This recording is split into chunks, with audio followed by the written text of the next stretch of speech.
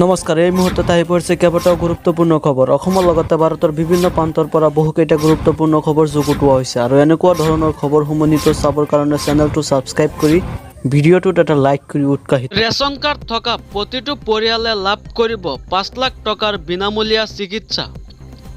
এটা বছৰত ৫ লাখ টকালৈকে তেওঁলোকৰ চিকিৎসাৰ খৰচ বিনামূলীয়া হ'ব।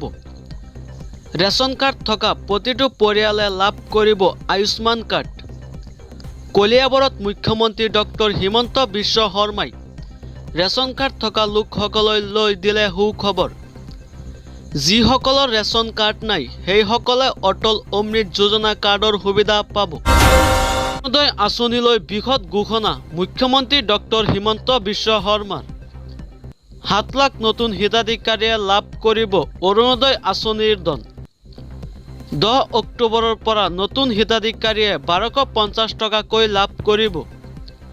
ইতিমধ্যে ২০০০ ব্যক্তিয়ে স্ব-ইচ্ছাৰে কৰ্তন কৰিছে অৰুণোদয় আঁচনিৰ পৰা নাম।